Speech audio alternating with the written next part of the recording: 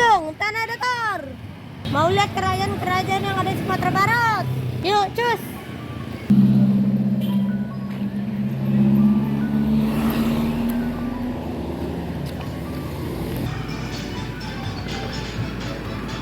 Nih guys, kita beli tiketnya.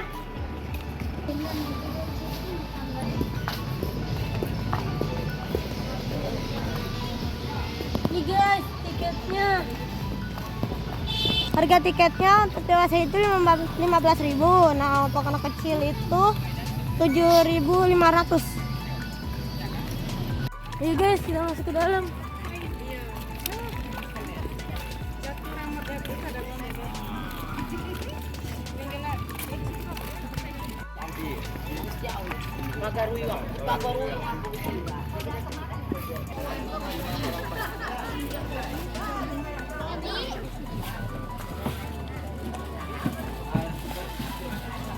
Guys, di sini kita dipandu sama Ete Ira. Ya Teh, dijelasin. Oke, nah jadi ini pertama kali ada datang ke sini ya? Dek, sini dek. Jadi nama istana ini adalah Istana Bahasa Pagario. Bahasa itu artinya besar. Kakaklah mau makan lagi mana Pagario ya? itu adalah nama nagari atau desa tempat berdirinya istana ini. Jadi istana besar yang lokasinya di desa Pagario.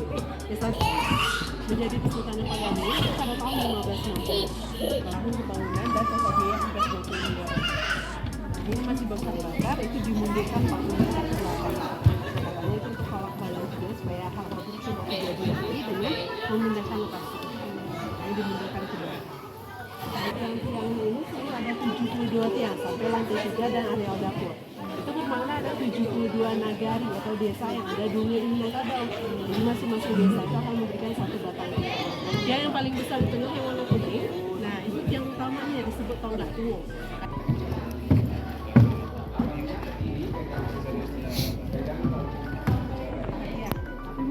Bukan ini, takutnya kita taruh di benda koleksi yang berada di gedung sebelah.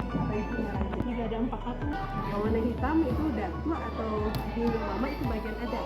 Kalau pakai sorban putih, pakai baju putih, nah itu adalah pakaian dari manti bagian keuangan. Dan yang pakai peci hitam, nah itu adalah pakaian dari malin bagian dari. Jadi ada tuh yang kamu baju dengan kamu baju.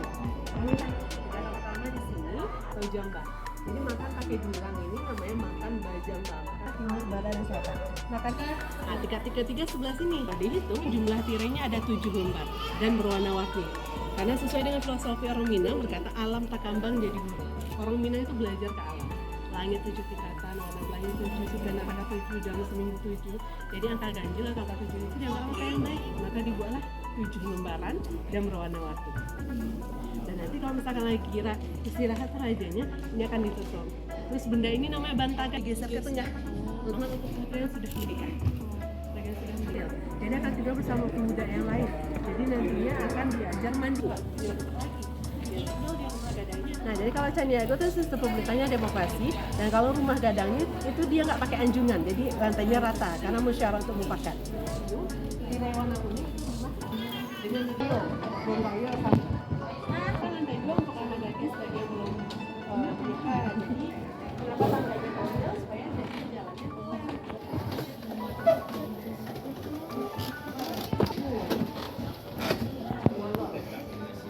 Nah, ini ada kampus sebelah sebelah ketemu Jepang lalu. Itu hadiah kalau udah musim ini. Karena kalau transportasi. Nah, juga ada dari nama makanan. Itu juga punya makna masing-masing juga. Ini kipas-kipas dan lampirannya. Guys, kita mau ke atas. Ini ya. Dulu juga mahkota raja disimpannya di sini. Tapi sekarang benar-benar kita lakukan di gedung sebelah semua. Dan juga ada 3 kursi sini lama ada 3 orang raja yang menggelar raja ibadah bidang agama. Nah, ini milik dari Raja Alam. Spesifiknya Kumbi.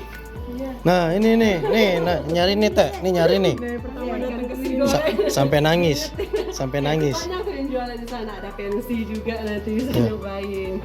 Sampai Ada keluarga raja, adanya di belakang, nggak ada di dalam istana. Adanya namanya Pincuran 7. Lokasinya itu di samping kolam. Di samping kolam ini, di bawah pintunya itu ada Pincuran 7, tetap kepada keluarga raja. Jadi masih dari mata air alami. Ada di Panaklika. Terus di belakang kalian body Caniago itu yang di sebelah cuma kelihatan, nanti boleh keluar lihat. ruangannya terbuka, nggak ada kayak pintu-pintu yang banyak itu nggak ada, jadi lebih terbuka, lantainya rata, gonjongnya cuma 2, karena mereka musyawarah untuk mufakat, Tagak sama Landah, Duda sama Landah, Tagak sama Tinggi. Gitu. Karena kalau pemerintahan ini itu sudah berakhir tahun 1821 ketika Belanda masuk ke daerah Minangkabau. Udah nggak ada pemerintahannya. Udah nggak ada, karena waktu perang Padri tadi Belanda masuk yang politika di Domba, menawarkan bantuan kepada kaum kerajaan waktu itu dan menandatangani perjanjian mereka mau bantu asalkan wilayah Minangkabau beserta isinya di bawah kuasa Belanda. Nah di situ benarnya, jadi raja diangkat menjadi regent waktu itu atau bupati karena emang daerah istimewa yang rajanya itu langsung jadi gubernur kan. Kalau yang sekarang keturunan masih ada, mereka tinggal di Istana Selindung Bulan. Kalau dari sini sekitar 500 meter sebelah kiri pekerjaan masing-masing. Ketika ada acara-acara khusus baru mereka datang. Karena nggak ada kayak gaji dari pemerintah, nggak ada, atau dari kayak kursi pemerintahan mereka akan dikasih jadi anggota dewan, itu nggak ada. Jadi udah kayak masyarakat biasa aja. Ketika terjadi kayak misalkan ada kunjungan dari kerajaan lain ataupun ada pemerintahan pusaka, nah itu baru mereka datang.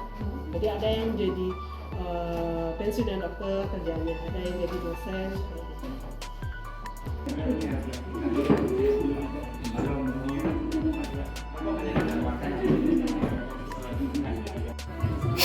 Jadi anak kota ini kalau udah di atas 10 tahun tinggalnya di surau. Dan surau ini nggak ikut terbakar tahun 2007. Jadi ini masih asli dari tahun 1976. Hanya kita renovasi saja kayak. Nah di samping surau itu ada tabuh sama kayak beduk. Nah tabuhnya ada 2 di sana karena fungsinya beda, suaranya kabar buruk. Namanya tabuh menggaga di bumi. Nah misalkan kayak berita kematian atau ada bahan makanan kayak sayur-mayur belakang. Karena pengunjung suka ekstrim sih kalau ngambil foto sambil manjat gitu kan bahaya. Ini baru mereka makan.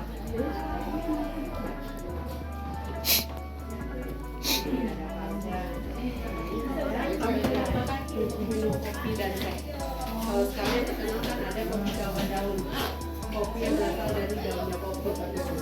Itu juga ada ceritanya, yang kita dijajah dulu bijinya diekspor, dialah daunnya yang dimanfaatkan. Minumnya pakai ini, tabung bataki. Nah, kalau buat martabak kita pakai ini. Pakai kukuran. Nah, jadi nanti kelapanya dibagi 2 kayak gini, terus duduk deh di sini. Kayak gini cara membuat kelapa. Kalau sekarang udah ada instan ya, ada karang. Tapi kalau dulu memang parutnya kayak gitu. Terus nanti habis diparut, masukin dalam sebuah kain. Nanti buat perasantannya pakai ini. Jadi setelah kita kurang lagi ya boleh didudukin biar makin banyak santannya yang keluar. Udah mau buka? Dari sini dan ke atas. Ini kan mengalir dia. Ini ada lubang. Kalau wajannya di bawah. Jadi dibandingkan pakai tangan, lebih gampang pakai ini, nama alatnya kampahan karambia. Itu sama santan. Nah, kalau yang ini pakai ikan. Bubuk buat tangkap ikan. Yang lebih kecil buat tangkap belut. Nah, ini namanya varian. Ambil air dari sumur, dari mata air, varian dari bambu. Ini buat masak. Nah, jadi sebenarnya ini harusnya lama ini di sini. Jadi mereka akan pakai kayu bakar untuk menghidupin api. Ada kualinya di sini. Jadi nasi, rendang, gulai itu sekali masak semua. Dan kalau musim hujan, biasanya kayu bakar juga ditaruh di sini supaya cepat kering. Dengan bantuan api, asap itu bisa cepat kering. Dan tiap sudut udah dikasih tempat buat manjat. Dan sini bisa manjat kita kan terlalu tinggi tuh. Ini juga ada labu cakia. Labu cakia ini untuk tempat simpan bumbu-bumbu. Nanti dilubangi, jadinya kayak ini. Nah, jadi kalau dilubangi dia bentuknya kayak gini nanti dikeringkan. Nah, jadi nanti dilubangi terus masuklah gula, garam, merica ke dalam. Tempat bumbu-bumbu. Namanya labu cakia. Terus kalau yang satu itu namanya tambu. Nah, itu terbuat dari jaringan daun siang. Dari daunan. Jadi benda-benda yang ada di sini itu terbuat dari alam kebanyakan. Kalau sekarang udah tempat naruh benda-benda koleksi aja. Nah, itu kacanya kayak beberapa tamu yang udah datang. Teh, makasih ya udah dikasih tahu. Iya, semangat dan jalan-jalannya di Sumbar itu akan lancar. Hati-hati di jalan. Guys, di sini tempat penyimpanan benda pusaka Istana Pagaruyung. Cus, masuk ke dalam.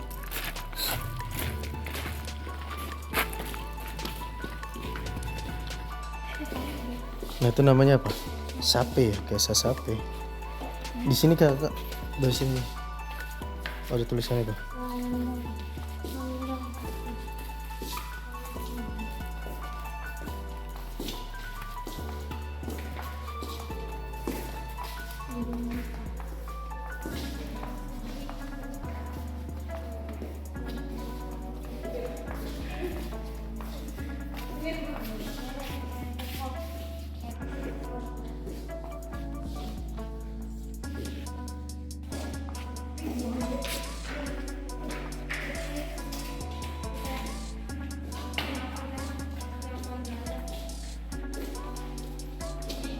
Udah nih, Mas Wi. Baca aja sini.